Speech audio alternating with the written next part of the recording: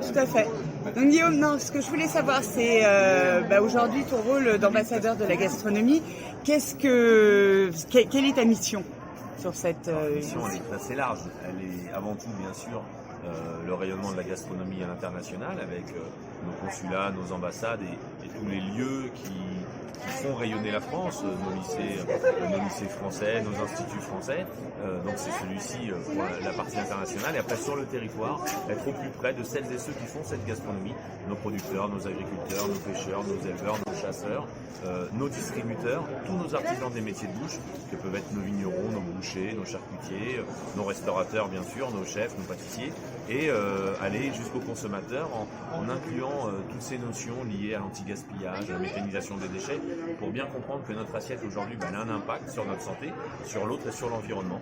Donc aujourd'hui on a besoin d'une alimentation qui soit plus engagée, et mon rôle aujourd'hui c'est d'essayer de faire en sorte que tous ces acteurs se parlent et qu'ensemble on trouve des solutions et qu'on puisse les appliquer. D'où ma présence ici à Tocquissime pour être au plus près de celles et ceux qui font cette gastronomie, de ce territoire de France.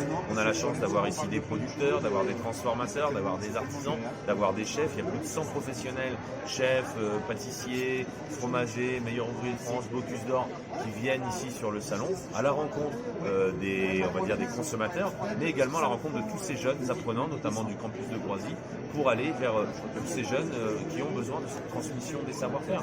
Donc c'est un salon qui est aujourd'hui un festival qui prend de l'ampleur, c'est la 4e édition. C'est un festival comme il y en a aussi en France, dans d'autres régions, et je pense que c'est important qu'on puisse prendre du temps, qu'on puisse se rencontrer, se parler et aller ensemble vers une alimentation une fois plus qui soit plus engagée socialement, sociétalement et de façon environnementale. Donc, quels seraient tes 3 vœux pour la gastronomie française aujourd'hui? Pour le futur de cette gastronomie, à savoir bien sûr le court terme, le moyen terme et le long terme, il faut qu'on aille vers quelque chose, une fois de plus, de plus raisonnable, de plus raisonné, juste en ramenant un petit peu de bon sens. Donc je pense que dans ces 3 vœux, il y a l'éducation, pouvoir mettre en place les cours de cuisine obligatoires à l'école, de la maternelle à la 6e, voire un petit peu plus, non pas pour en faire des chefs de cuisine, mais pour en faire tout simplement des meilleurs consommateurs et donc des meilleurs citoyens.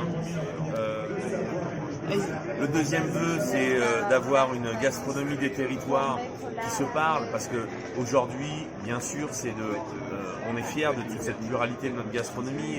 La gastronomie des montagnes n'est pas la même que celle de Provence, n'est pas la même que celle de Bretagne, n'est pas la même que celle des Dom-Tom, mais c'est en même temps ce qui fait la richesse de notre territoire et de notre pays. Donc il faut pouvoir mettre en avant toutes ces gastronomies et pas juste parler de gastronomie française, parce que quand on parle de gastronomie française, c'est très très large. Et le troisième vœu, ce serait qu'on ait un peu plus de considération pour notre restauration collective, parce que ce sont des gens qui aujourd'hui sont des passionnés, bien évidemment, pour celles et ceux qui se passionnent pour ça, mais il faut revaloriser ces métiers-là, parce que ce sont les cuisiniers, les cuisinières qui nourrissent le plus de personnes, et le changement de société passera par là. C'est eux qui sont en charge aujourd'hui de l'alimentation de nos plus jeunes jusqu'à nos plus vieux, en passant par les écoles, les lycées, les prisons, les hôpitaux, les EHPAD, les crèches. Donc c'est quelque chose d'important, les entreprises bien évidemment, et je pense que si la restauration collective est revalorisée, si on met des cantinières dans chaque cantine, si on valorise le travail de chacun, qu'on leur donne un petit peu plus de moyens, qu'on arrive à les former, à travailler avec eux pour moins de gaspillage, pour plus de circuits courts, pour valoriser les produits de qualité, nos producteurs pourront avoir des débouchés intéressants pour notre pays, et les consommateurs en seront bien sûr gagnants. C'est qui m'a fait mon dessert pour le meilleur ouvrier de France. Ouais, j'ai fait le sien, j'ai fait celui de Manu Renaud, j'ai fait celui de Mathieu Vianney, d'Éric Prat. Moi j'ai fait les desserts de tout le monde en fait. Je me suis dit que le jury allait avoir envie du coup ce chocolat. Je ne pas pour l'instant parce qu'il